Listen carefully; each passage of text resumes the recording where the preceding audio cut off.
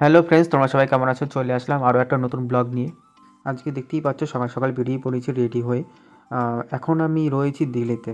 দিল্লিতে 2-3 দিনের জন্য একটু ঘুরতে এসেছি মা বাবার কাছে। আর এই যে হচ্ছে বাসন্তী মাসি, আমার মার খুবই ক্লোজ ফ্রেন্ড। অ্যাকচুয়ালি আমি যা যাবো বলেই বাসন্তী মাসিকে বললাম একটু আমাকে একটু এগিয়ে দাও, আমি তো এখানকার সেরকমভাবে কিছুই চিনি না। তার জন্য বাসন্তী মাসি এগিয়ে দিচ্ছে। অ্যাকচুয়ালি বাবা ঘরে নেই, তাই বাবা আর কি ফোন করে বলে দিল বাসন্তী মাসিকে। আর বাসন্তী মাসি সেই কথা মতো আমাকে অটোতে তুলে দিল। আর আমি যেখানে যাচ্ছি সেখানে বাবা আগে থেকেই পৌঁছে যাবে। তারপরে এই যে আমাকে অটোতে তুলে দিয়েছে, এখন চলে যাচ্ছি মানে যেই জায়গাটায় যাব সেই জায়গায়। একটু পরে জানতেই পারবে আমি কোথায় যাচ্ছি। আর যেতে যেতে বাবার সাথে একটু কথা হয়ে গেল। তারপরে বাবার সাথে কথা বলে বাইরের দৃশ্যটা উপভোগ করছিলাম।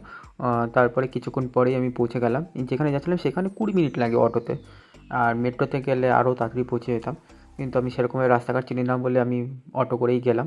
তারপরে এই যে চলে এসেছি। এখানে আসার পর তোমরা দেখতেই পাচ্ছ কি প্রচণ্ড পরিমাণে রোদ উঠেছে। তারপরে ভেতরে গিয়ে একটা গাছতলার ওখানে বসেছিলাম আর বাবার জন্য ওয়েট করছিলাম। এদিকে বাবা বলছে আমার আগে পৌঁছে যাবে, কিন্তু আমি আগে পৌঁছে গেলাম, বাবা এখনও পৌঁছায়নি। তার জন্য আর কি বসে বসে ফোন ঘাঁটছিলাম। আর ওই যে টিকিট কাউন্টার সামনে পার পার্সন 40 টাকা, আর ফরেনারদের জন্য 500 টাকা।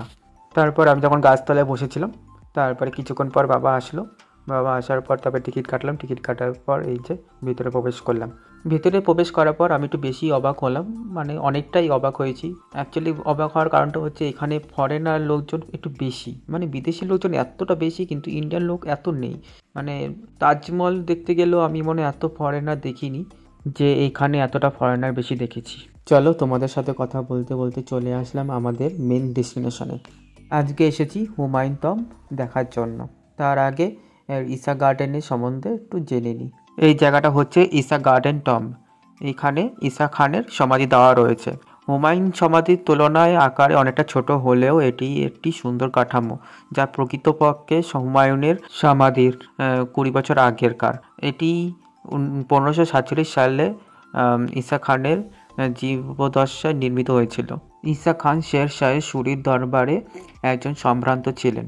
এটি সম্ভবত একমাত্র বেঁচে থাকা অষ্টভুজাকৃতি সমাধি কমপ্লেক্স। এই কমপ্লেক্সের মধ্যে লাল বেলে পাথরের মসজিদ রয়েছে, যা এর সৌন্দর্য বাড়িয়েছে।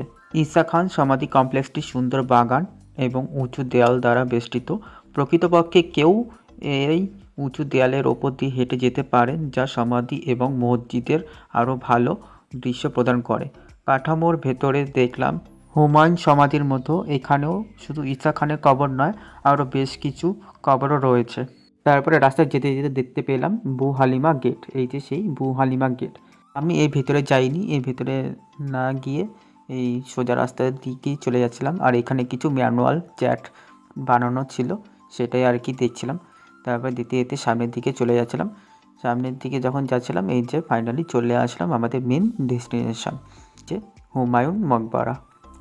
আর এখানকার গার্ডেনটা অনেকটা সুন্দর ছিল। যারা আর কি ক্যামেরা নিয়ে এসেছে তারা অনেকেই ফটোশ্যুট করে নিচ্ছিল। আর এখানকার জায়গায় জায়গায় এরকম ঝর্ণার জলে জলাশয় করা ছিল, এই যে এরকম দেখতেই পাচ্ছ। আর এটা হচ্ছে গেট। আর এখন আমি চলে যাচ্ছি ওপরের দিকে। আমি যখন ওপরের দিকে যাচ্ছিলাম তখন বাবা যায়নি, বাবা ওই গেটের ওখানে বসেছিল। আর না যাওয়ার কারণটা হচ্ছে বাবা হচ্ছে হার্টের পেশেন্ট। আর এখানকার সিঁড়িগুলো প্রচণ্ড উঁচু উঁচু, এই কারণে বাবা না করে দিয়েছে। আর আমি যখন ওপরে উঠেছি আমি প্রচণ্ড হাঁপিয়ে গেছি এইটুকু সিঁড়ি উঠে। এই যে ওপরে উঠে গেছি আর উপর থেকে ভিউটা এরকম দেখায়। আর এদিকে আমি ঘুরে ঘুরে দেখছিলাম। আর এর ভেতরে রয়েছে হুমায়ুনের সমাধি। সমাধিটা নির্মাণ করেন হুমায়ুনের পত্নী হামিদা বানু বেগম 1562 সালে। আর এটি নকশা প্রস্তুত করেছিলেন পারসিক স্থপতি মিরাক মির্জা গিয়াস। আর এখানে হুমায়ুনের সমাধি বাদে আরও কয়েকজনের সমাধি এখানে দেওয়া হয়েছিল। তাদের মধ্যে দুজনের নাম হচ্ছে সম্রাজ্ঞী বেগা বেগম আর একজন হচ্ছে হাজ্জি বেগম। এছাড়া আরও কয়েকজনকে সমাধি দেওয়া হয়েছিল, কিন্তু তাদের নামগুলো জানা হয়নি। নেক্সট টাইম যখন আবার যাব তখন ভালো করে জেনে আসবো, আমারও আরও কিছু ডিটেলস জানার আছে। আর এদিকে বাবা আমাকে ফোন করছে কখন বাড়ি যাবি। আমাকে দাঁড়াও আসছি। এতক্ষণ আমি ওপরেই ছিলাম, নিচে আসিনি। তারপর নিচে এসে কয়েকটা ছবি তুললাম, চটপট চটপট ছবি তুলে এবার বেরিয়ে যাচ্ছি। এই যে সেই ম্যানুয়াল চার্ট দেখতে দেখতে গেটের দিকে যাচ্ছিলাম। এই যে দেখতেই পাচ্ছ আমার সামনে পেছনে মানে ডানে বায়ে সব জায়গায় ফরেনারে ভর্তি। কেন এত ফরেনার এখানে কেন? ইন্ডিয়ান লোক কোথায় গেছে আজকে? আমি তো সেটাই ভাবছি। এই যে চলেই আসলাম গেটের সামনে। তারপর এখানে যে এন্ট্রি করার জন্য যে কয়েনটা দিয়েছিলো সেই কয়েনটা দিয়ে বেরিয়ে গেলাম এখন। তারপর এখান থেকে বেরিয়ে চলে গেছিলাম হোটেলে কিছু খাওয়া দাওয়া করলাম, যেহেতু অনেকক্ষণ ধরে সেরকমভাবে খাওয়া হয়নি। আর বাবা তো এক জায়গায় বসেছিল, তোমার বাবা বলছিল চল আগে খেয়ে নিই তারপরে বাড়ি যাব। তারপরে বাবার কথা মতো হোটেলে গেলাম, হোটেল থেকে বিরিয়ানি খেলাম।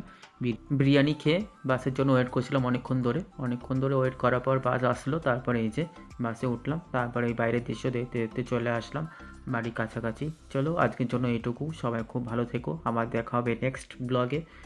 যদি এই ভিডিওটা ভালো লাগে তাহলে অবশ্যই একটা লাইক, কমেন্ট, শেয়ার আর সাবস্ক্রাইব করে দিও আর একটু সাপোর্ট করো। টাটা।